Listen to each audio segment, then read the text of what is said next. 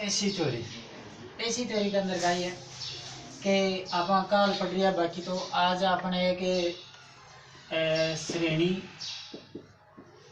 R L परिपथ,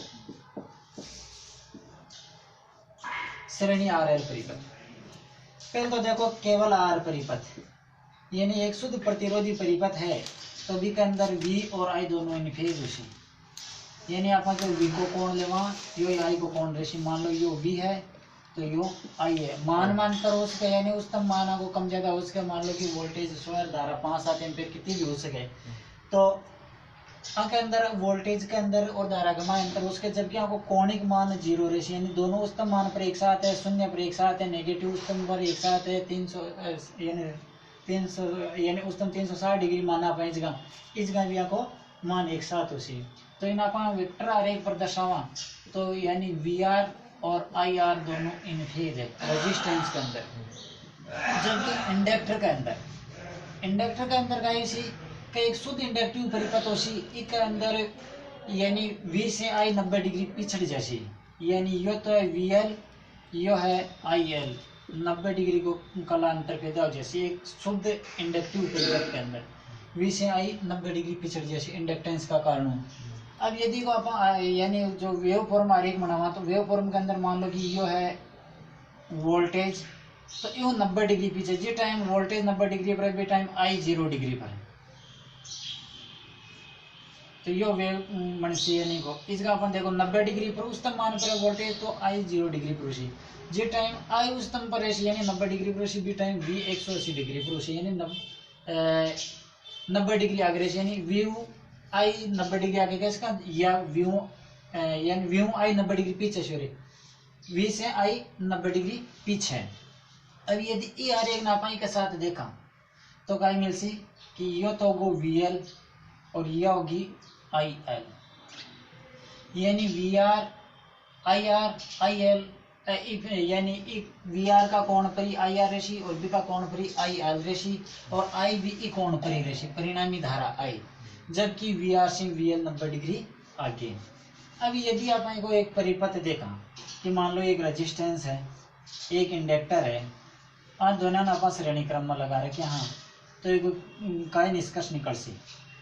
मान लो एक रेजिस्टेंस है और एक इंडक्टर है, एक अंदर आप इसका मान लो कि ई पर लगा रहा 4 वोल्ट और ई पर आ रहा है 3 वोल्ट। एक उदाहरण का तौर पर देखा तो परिणामी वोल्टेज कितना होगी, पहली बात तो यह चीज देखनी है परिणामी वोल्टेज का इसे,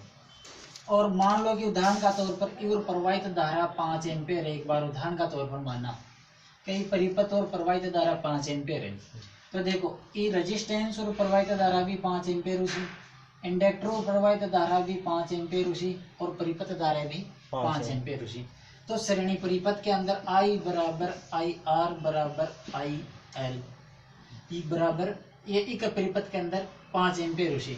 यानी जो यह धारा है आ है 5 एम्पीयर। अभी की जगह आई आर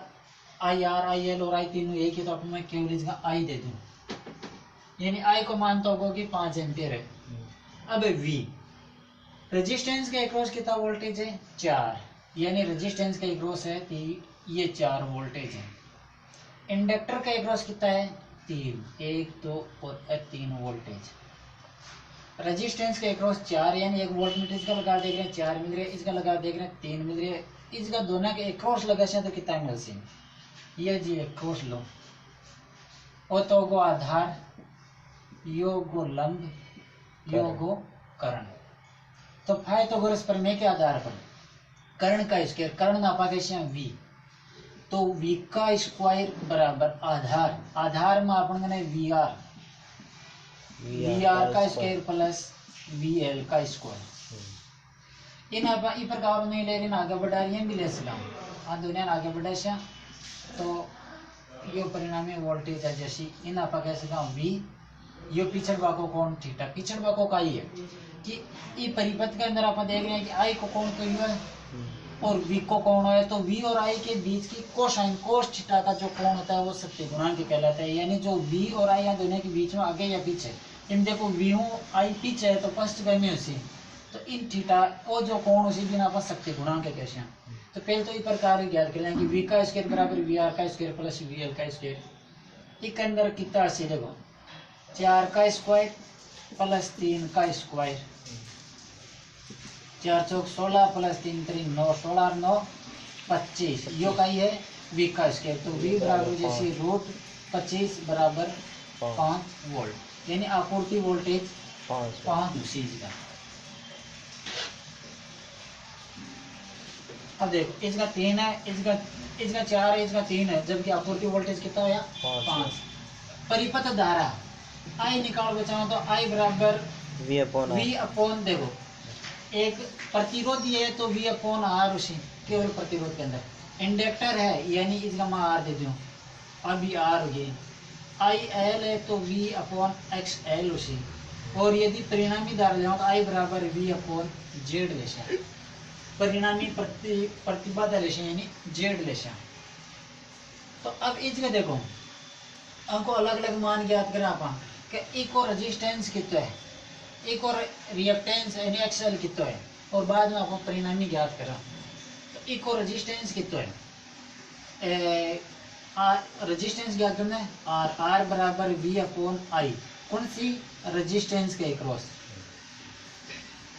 रेजिस्टेंस के अक्रॉस वोल्टेज कितना है 4, प्रवाहित धारा कितनी है 5, कितना होगा 0.8 ओम। एक का जो अक्रॉस रेजिस्टेंस है 0.8 ओम। एक का जो अक्रॉस रेजिस्टेंस है बिना आपका कैसे एक्सएल बराबर वी अपॉन आई, वही सूत्र लागी। इंडक्टर है तो एल लाग जैसे इंडक्टर में से प्रवाहित धारा 3 ऐसे प्रवाहित वोल्टता 3 और प्रवाहित धारा 5, कितना होगा 0.6 ओम। अब परिणामी प्रतिरोध में वही सूत्र लाग जैसे, यानी एक और रेजिस्टेंस कितना आएगा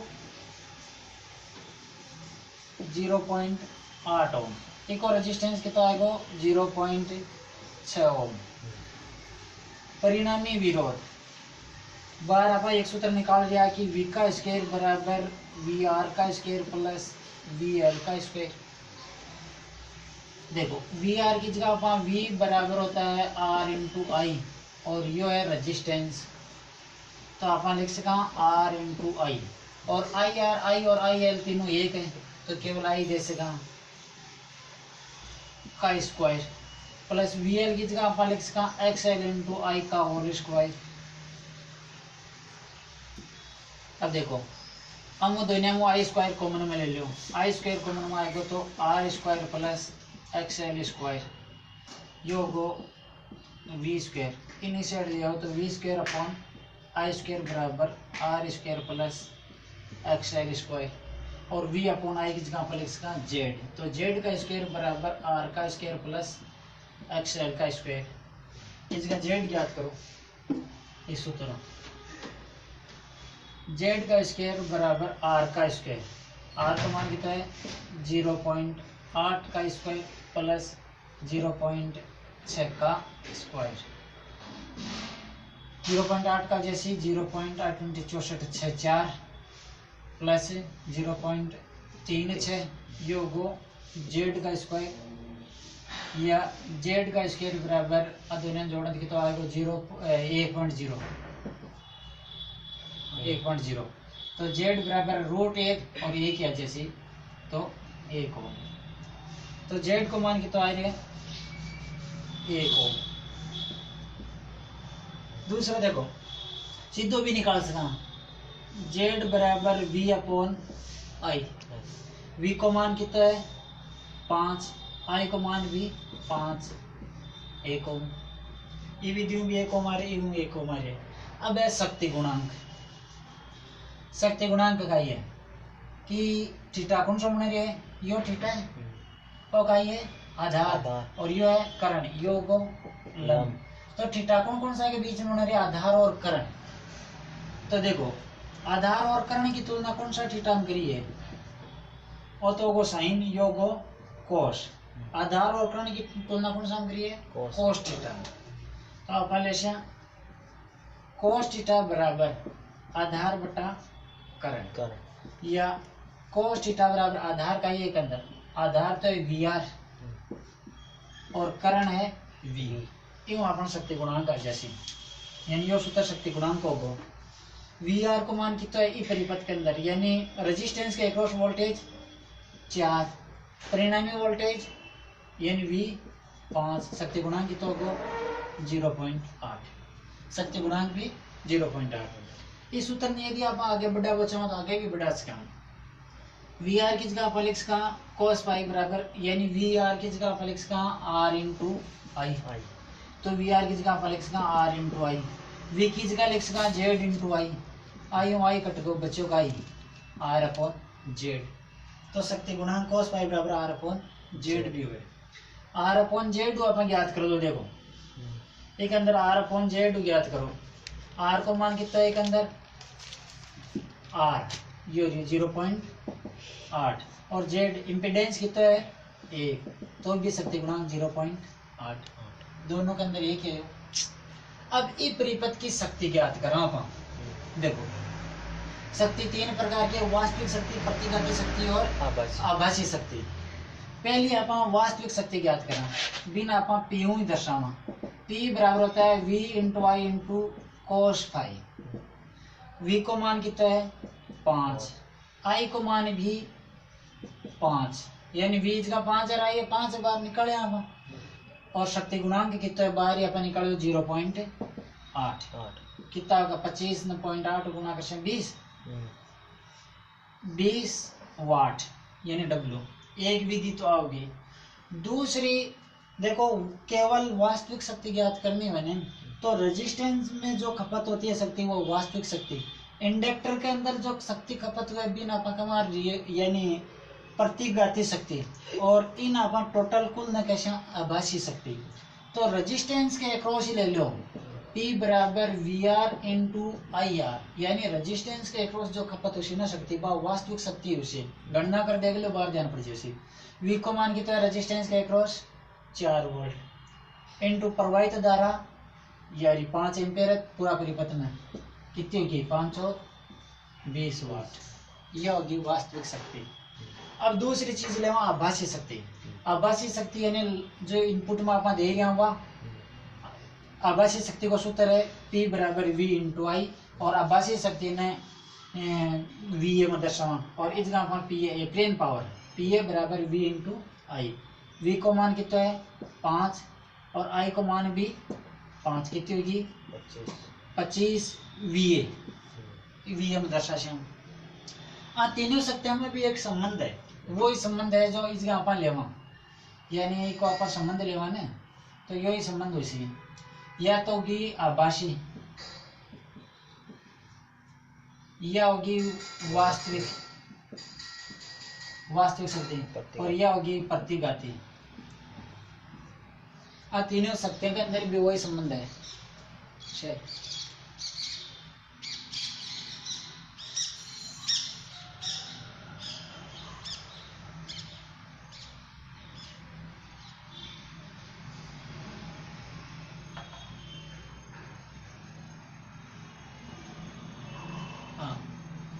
यूं निकाल लो या वास्तविक शक्ति अपन बाहर मिली कितनी हुई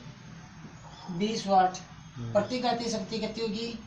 25 वाट। अब इन दो सूत्र है यानी प्रतिघाती शक्ति ज्ञात कर पाएगा 2 क्यों 3 निकाल सका अपन प्रतिघाती शक्ति ना अपन पी क्यों दर्शावा एक तो होगा V इंटू आई इंटू साइन फाई। अब यदि अपन साइन फाई ध्यान नहीं है तो पहले तो थीटा को मान गया यानी cos फाई को मान है 0.8% में व्यू अपन मान ज्ञात करने से और बाद में साइन को मान ज्ञात साइन में जा साइन थीटा को मान ज्ञात कर पाँचों मान निकालने से आप प्रक्रिया एक लंबी जैसी। तो दूसरी विधि आप यूं भी ज्ञात कर सकते देखो योगो लंब योगो कर्ण योगो आधार तो फाइथागोरस प्रमेय का सूत्र के आधार पर कर्ण का स्क्वायर यानी आभासी शक्ति का स्क्वायर बिना पका PA का स्क्वायर बराबर वास्तविक शक्ति P का स्क्वायर प्लस PQ का स्क्वायर अपन ज्ञात करना है PQ तो PQ का स्क्वायर बराबर PA का स्क्वायर माइनस P का स्क्वायर। अब हल कर लो ई को मान कितना है 25 बाहर निकल गया अपन,